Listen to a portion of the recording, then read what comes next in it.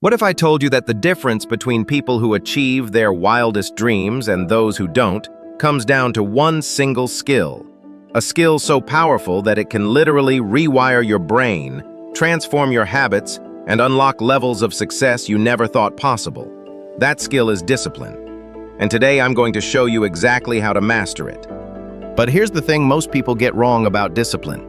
They think it's about being tough, grinding through pain, or forcing yourself to do things you hate. That's not discipline, that's just suffering. Real discipline is actually the complete opposite, and once you understand this, everything changes. Let me start with a story that will blow your mind. There was a Stanford study where they gave children a simple choice. Eat one marshmallow now, or wait 15 minutes and get 2 marshmallows. The kids who waited, the ones who showed discipline, didn't just get an extra marshmallow. When researchers followed up decades later, those same kids had higher SAT scores, better relationships, lower rates of addiction, and significantly more wealth. One moment of discipline at age 4 predicted their entire life trajectory. But here's what's crazy. The kids who succeeded didn't suffer through those 15 minutes. They found ways to make waiting easier. They sang songs, told themselves stories, covered their eyes. They turned discipline into a game, not a punishment. This is the first secret of true discipline. It's not about willpower, it's about strategy. Most people approach discipline like they're going to war with themselves.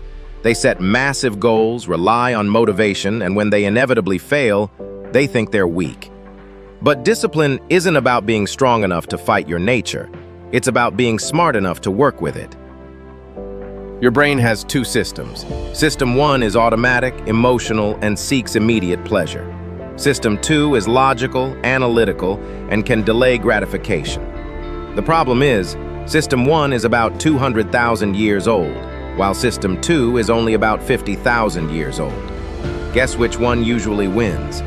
This is why you can know exactly what you should do, but still find yourself scrolling social media instead of working on your goals.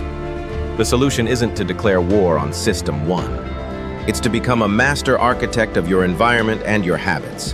When you understand how your brain actually works, discipline becomes less about forcing yourself and more about designing systems that make the right choices automatic. Here's the framework that changed everything for me, and it will change everything for you too. I call it the 4 pillars of unbreakable discipline. Pillar 1 is environmental design. Your environment is stronger than your willpower every single time. If you want to eat healthy, don't keep junk food in your house. If you want to exercise, lay out your workout clothes the night before. If you want to read more, put books everywhere and hide your phone. The most disciplined people aren't the ones with the strongest willpower. They're the ones who rarely need to use willpower at all because their environment does the work for them. Pillar 2 is identity shift. Here's a mind-blowing fact. Every action you take is a vote for the type of person you wish to become. When you go to the gym, you're not just exercising, you're casting a vote for being an athlete. When you write a page, you're not just writing, you're casting a vote for being a writer. The goal isn't to read a book, it's to become a reader. The goal isn't to run a marathon, it's to become a runner. When your identity aligns with your actions, discipline becomes effortless because you're not forcing yourself to do something. You're simply being who you are. Pillar 3 is the minimum viable habit. This is where most people mess up. They try to go from 0 to hero overnight. They want to meditate for an hour when they've never meditated for a minute. They want to write 10 pages when they've never written one. Start so small, it's almost embarrassing. Want to exercise? Start with 1 push-up. Want to read? Start with 1 page. Want to meditate? Start with 1 breath. The goal isn't the habit itself, it's proving to yourself that you're the type of person who keeps commitments. Once you build that identity, scaling up becomes natural. Pillar 4 is strategic celebration. Your brain learns through dopamine, and dopamine comes from reward. Most people only celebrate big wins, but by then it's too late. The neural pathways have already been formed. You need to celebrate the small wins immediately. Finished one push-up? Celebrate. Read one page? Celebrate. Meditated for 1 minute? Celebrate. This isn't about being childish, it's about being strategic with your brain chemistry. But here's where it gets really interesting. When you master these 4 pillars, something magical happens. Discipline stops being something you have to think about and starts being something you just do. It becomes part of your identity, woven into the fabric of who you are. The most successful people in history understood this. They didn't rely on motivation or willpower. They built systems that made success inevitable. They understood that discipline isn't a personality trait you're born with. It's a skill you can develop, and once you develop it, it becomes your superpower. Think about it. What would your life look like if you could consistently do what you said you were going to do?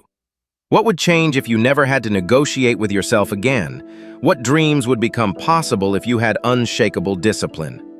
The answer is everything, absolutely everything, because discipline isn't just about achieving goals, it's about becoming the person who naturally achieves goals. It's about building unbreakable confidence in yourself.